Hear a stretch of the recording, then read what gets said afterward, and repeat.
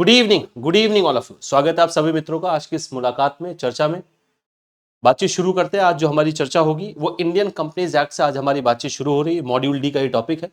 Indian companies act में आज हम बहुत बेसिक सी बातचीत करने वाले हैं कि कंपनीज होती क्या और कंपनीज के फीचर्स क्या हैं। कंपनी के फीचर्स में किसी भी कंपनी के क्या फीचर हो सकते हैं, ये इंपॉर्टेंट है। यहां से क्वेश्चन आपका बन सकता है। बीआरबीएल में मैं आपका पूरा सिलेबस कवर कर रहा हूं इस पर्टिकुलर सीरीज के माध्यम से।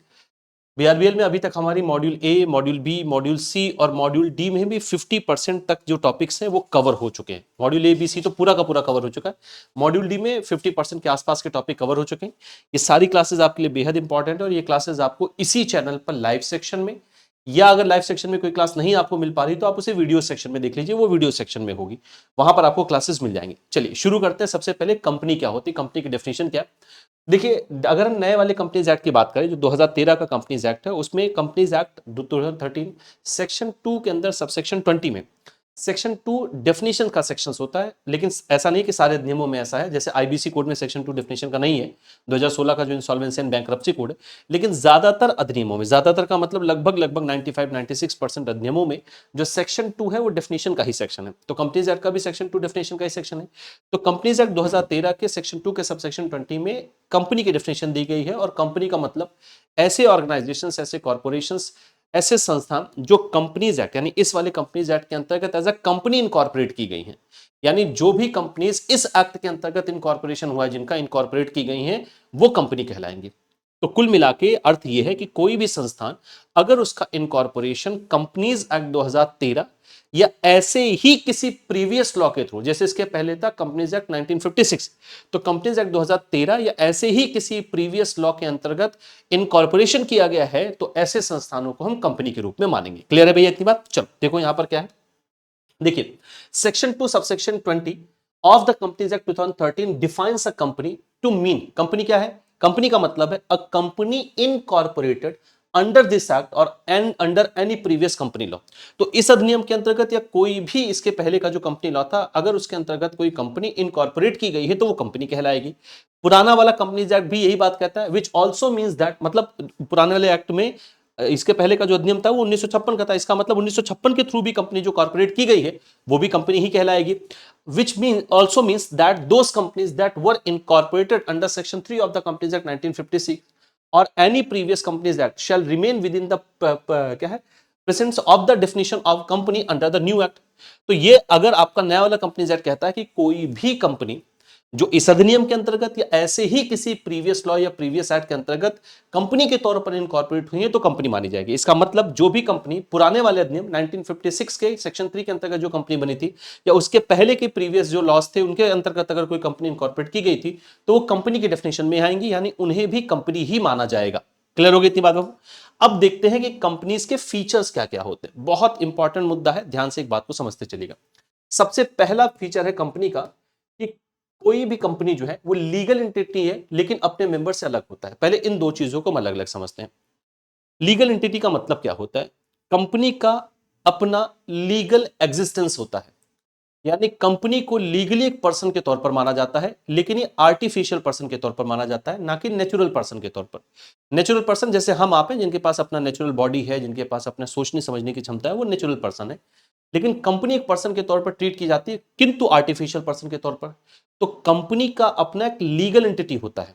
कंपनी लीगली एक एंटिटी के रूप में मानी जाती है, लेकिन ये लीगल एंटिटी अपने मेंबर से अलग मानी जाती है। यानी कंपनी को जो स्टैब्लिश करते हैं, कंपनी के जो मेंबर्स हैं, कंपनी में जो शामिल हैं, जो कंपनी के शेयर धारक हैं, उनसे कंपनी एक अलग एग्जिस्टेंस रखती है। कंपनी अपने मेंबर से अलग होती है, जबकि पार्टनरशिप फर्म में ऐसा नहीं होता है। पार्टनरशिप फर्म अपने पार्टनर से डिस्टिंक्ट एक लीगल एंटिटी नहीं होती है, वो पार्टनर्स के साथ ही मानी जाती है। कंपनी के साथ ऐसा नहीं। अब अगर ये अपने मेंबर से अलग है तो इसका मतलब ये है, और ये लीगल पर्सन के रूप में देखी जाती है, इसका मतलब ये हुआ कि कंपनी लीगली अपने नाम पर प्रॉपर्टी रख सकती है, अपने नाम से प्रॉपर्टी बेच सकती है, होल्ड कर सकती है, खरीद सकती है। ये सारे अधिकार कंपनी के पास होते हैं। तो कंपनी अपने नाम से किसी प्रॉपर्टी को खरीद भी सकती है, बेच भी सकती है, होल्ड भी कर सकती है। ये बिल्कुल कर सकती है, ये क्योंकि अपने मेंबर से अलग होता है। इसका एक और मतलब ये है कि मेंबर्स की जो प्रॉपर्टी है वो कंपनी की प्रॉपर्टी नहीं होती, या कंपनी की जो प्रॉपर्टी है वो उसके मेंबर्स की प्रॉपर्टी नहीं, क्योंकि दोनों एक डिस्टिंक्ट पर्सनालिटी होते हैं। तो कंपनी एक लीगल एंटिटी होती है और ये अपने मेंबर से अलग होगी। दूसरा, कंपनी में जो मेंबर्स की लाइबिलिटी होती है वो लिमिटेड लाइबिलिटी होती है। एलएलपी और कंपनी ये लिमिटेड लाइबिलिटीज वाले ऑर्गेनाइजेशंस होते हैं। क्लियर हो गई इतनी बात। जबकि पार्टनरशिप फर्म में जो पार्टनर्स की लाइबिलिटी होती है वो अनलिमिटेड होती है। मेंबर्स की लाइबिलिटी उतनी ही होती है जितना बैलेंस उनको देना बचा हुआ है। अब कंपनी की लिमिटेड लाइबिलिटी अनलिमिटेड लाइबिलिटी है, ये जब हम टाइप्स ऑफ कंपनी पढ़ते हैं तो उसमें ये बात और ज्यादा क्लियर हो जाती है। लेकिन जो कंपनी के मेंबर्स होते हैं उनकी लिमिटेड लाइबिलिटी है। जैसे मान लेते हैं कि कोई कंपनी अगर है लिमिटेड बाय शेयर्स, कोई कंपनी कैसी है, अगर कंपनी लिमिटेड बाय शेयर्स है, यानी या company limited by share public भी हो सकती है, प्राइवेट भी हो सकती है। अब जैसे मान लेते हैं कंपनी कंपनी है जो लिमिटेड बाय शेयर है, इसने अपने शेयर जारी किए जिसकी नॉमिनल वैल्यू है 10 रुपए। मैंने ये शेयर खरीदा और मैंने कंपनी को पे कर दिया है, पेड हो चुका है 8 रुपए, और मुझे केवल 2 रुपए देना ही बाकी है। तो मेरी जो लाइबिलिटी कंपनी के प्रति बनती है वो खाली इस अनपेड बैलेंस यानी 2 रुपए पर बनती है। कंपनी की डेट बुक में कुछ भी डेट हो मुझसे मतलब नहीं है। बीइंग अ मेंबर मेरी लाइबिलिटी केवल और केवल अनपेड बैलेंस की है, क्योंकि मेरी लाइबिलिटी सिर्फ उतनी ही है जितना मैंने कंपनी का शेयर ले रखा है। या अगर ये कंपनी लिमिटेड बाय गारंटी होती तो मेरी लाइबिलिटी बस उतनी ही होती जितना मैंने गारंटी दी है कि आपके लिक्विडेशन के फेज में, आपके इंसॉल्वेंसी के फेज में मैं आपको इतना पे कर दूंगा। तो मेरी लाइबिलिटी बस उतनी ही बनती है। तो कोई भी कंपनी लिमिटेड लाइबिलिटी के साथ होती है, यानी जो मेंबर्स होते हैं उनकी लिमिटेड लाइबिलिटी है, अनलिमिटेड लाइबिलिटी कंपनीज में नहीं होती, वो पार्टनरशिप फर्म में होगी। कितनी लाइबिलिटी होगी ये बात क्लियर है।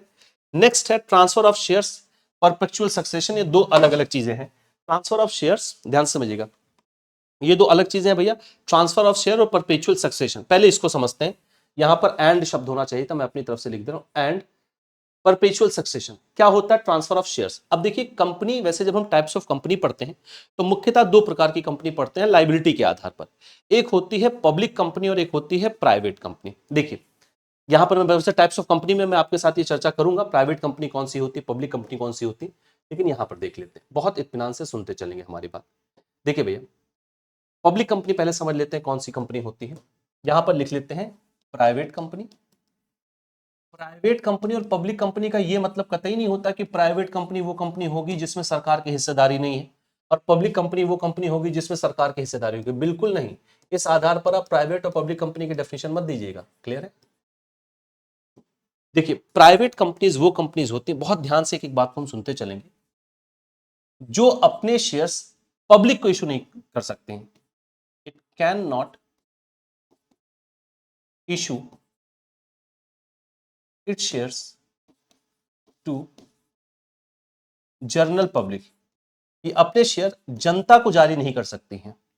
इनमें जो मैक्सिमम मेंबर्स की संख्या होती है, मिनिमम तो 2 होते हैं, जो मैक्सिमम मेंबर्स की संख्या होती है वो 200 मेंबर्स की होती है। ये पब्लिक कंपनी इसलिए कम कहलाती है क्योंकि it can issue it shares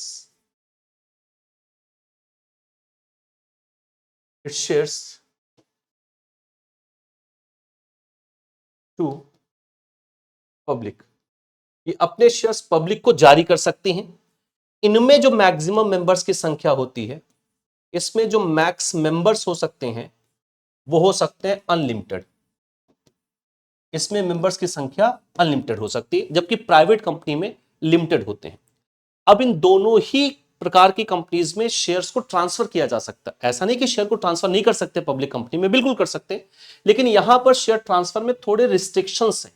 क्योंकि आप जब भी शेयर ट्रांसफर करेंगे तो इसमें आपको यह ध्यान रखना होगा कि किसी भी कंडीशन में 200 मेंबर से ज्यादा नहीं होने चाहिए। यानी जो भी शेयर ट्रांसफर होंगे इन 200 मेंबर्स के मध्य ही ट्रांसफर होंगे। तो ऐसा कतई नहीं। अगर आपसे पूछा जाए कि क्या प्राइवेट कंपनी में पब्लिक शेयर्स को ट्रांसफर किया जा सकता है, तो किया बिल्कुल जा सकता है, ऐसा नहीं है। शेयर ट्रांसफर करने में रिस्ट्रिक्शंस वहां पर है नहीं, लेकिन शेयर ट्रांसफर करने की मनाही नहीं है, लेकिन कुछ रिस्ट्रिक्शंस हैं। 200 मेंबर से ज्यादा नहीं हो सकते, इसलिए रिस्ट्रिक्शंस है। जबकि यहां पर ऐसा कुछ भी नहीं भैया, यहां पर 200 मेंबर से ज्यादा हो सकते हैं, अनलिमिटेड मेंबर्स हो सकते हैं। तो इसमें कितने भी मेंबर शामिल हो जाए, कंपनी के शेयर्स को परचेज करके आप कंपनी के मेंबर बन जाते हैं। इसलिए यहां पर शेयर ट्रांसफर में कोई रिस्ट्रिक्शन नहीं होता है। तो पब्लिक कंपनी में भी शेयर ट्रांसफर हो सकते हैं, ट्रांसफरेबिलिटी होती है बिना किसी रिस्ट्रिक्शन के, लेकिन यहां पर 200 मेंबर चूंकि इसलिए रिस्ट्रिक्शंस होता है। तो कुल मिला के कंपनी के जो शेयर्स हैं वो ट्रांसफरेबल होते हैं, वो ट्रांसफर हो सकते हैं। पब्लिक कंपनी में कोई रिस्ट्रिक्शंस नहीं, लेकिन प्राइवेट कंपनी में रिस्ट्रिक्शंस होते हैं। नेक्स्ट है परपेचुअल सक्सेशन। एक कंपनी कंटिन्यू एग्जिस्टेंस में बनी रहती है। कंपनी के मेंबर्स के आने जाने से, उनके रहने ना रहने से, उनकी मृत्यु होने से कंपनी के एग्जिस्टेंस पर कोई फर्क नहीं पड़ता है, कंपनी का एग्जिस्टेंस बना रहता है। क्लियर हो गई इतनी बात। लेकिन पार्टनरशिप फर्म में ऐसा नहीं होता। अगर पार्टनरशिप फर्म में पार्टनर्स की संख्या 2 से कम हो गई तो पार्टनरशिप फर्म समाप्त हो जाती है। कंपनीज के साथ ऐसा नहीं होता है, मतलब इनके मेंबर्स के रहने से ना रहने से, अगर कोई मेंबर अपना शेयर बेच के चला जाता है, किसी और मेंबर को ट्रांसफर कर देता है, या किसी मेंबर की मृत्यु हो जाती है, उससे कंपनी के एग्जिस्टेंस पर कोई इंपैक्ट नहीं पड़ता है, कंपनी का एग्जिस्टेंस बना रहता है। इसका अर्थ होता है परपेचुअल आपका सक्सेशन। नेक्स्ट है सेपरेट प्रॉपर्टी। क्योंकि कंपनी अपने मेंबर से एक अलग लीगल एंटिटी मानी जाती है, इसलिए कंपनी अपनी प्रॉपर्टी अपने नाम से होल्ड कर सकती है। कि कंपनी के पास अधिकार है, कंपनी कोई भी प्रॉपर्टी को अपने नाम से होल्ड कर सकती है, बेच सकती है, खरीद सकती है, ये कंपनी के पास पूरा अधिकार होता है। क्योंकि कंपनी अपने मेंबर से एक अलग लीगल एंटिटी मानी जा रही है, इसलिए कंपनी एक सेपरेट प्रॉपर्टी अपने नाम पर रख सकती है। क्लियर है। दूसरा, कंपनी एक आर्टिफिशियल पर्सन के रूप में ट्रीट की जाती है। कंपनी एक लीगल आर्टिफिशियल पर्सन है, ना कि हमारी आपकी तरह, चूंकि वो नेचुरल बॉडी नहीं रखती, इसलिए कंपनी एक आर्टिफिशियल पर्सन की तरह मानी जाती है। यानी कंपनी के एक पर्सन की तरह अपने अधिकार होते हैं, जैसे प्रॉपर्टी को रखना, बेचना, खरीदना, निर्णय लेना, ये कंपनी अपने नाम पर करती है, क्योंकि कंपनी एक आर्टिफिशियल लीगल एंटिटी के रूप में मानी जाती है। अब यहां से एक और बात निकल के आती है, इसीलिए कंपनी को बोर्ड ऑफ डायरेक्टर्स की जरूरत होती है। कंपनी भले ही एक लीगल एंटिटी है, कंपनी भले ही लीगल एंटिटी होते हुए अपने पास अपने नाम से प्रॉपर्टी को रख सकती, बेच सकती, खरीद सकती, होल्ड कर सकती, सारे अधिकार हैं, लेकिन है तो ये आर्टिफिशियल पर्सन ना। हमारे आपकी तरह इसके पास सोचने समझने की शक्ति है नहीं। अब कंपनी के फंक्शंस फिर कैसे काम करेंगे, कंपनी कैसे फंक्शन करेगी, कंपनी कैसे ऐसे निर्णय लेगी। चूंकि ये आर्टिफिशियल पर्सन है, इसके पास निर्णय लेने की क्षमता नहीं होती है, इसीलिए इसके बिहाफ पर निर्णय लेने के लिए, कंपनी को एक दिशा देने के लिए, कंपनी का कामकाज करने के लिए बोर्ड ऑफ डायरेक्टर्स होते हैं। यही रीजन है कि यहां पर बोर्ड ऑफ डायरेक्टर्स की आवश्यकता पड़ती है, क्योंकि कंपनी एक आर्टिफिशियल पर्सन के रूप में जानी जाती है। इसके अलावा कंपनी का एक और फीचर है जो यहां पर नहीं लिखा, हमारे टाइपराइटर साहब उसको लिखना भूल गए, वो है कंपनी का कॉमन सील का होना, है ना। कंपनी अपने नाम से काम करती है, कंपनी खुद तो सिग्नेचर करेगी नहीं, तो कंपनी का एक बहुत इंपॉर्टेंट फीचर है, वो है कंपनी की कॉमन सील।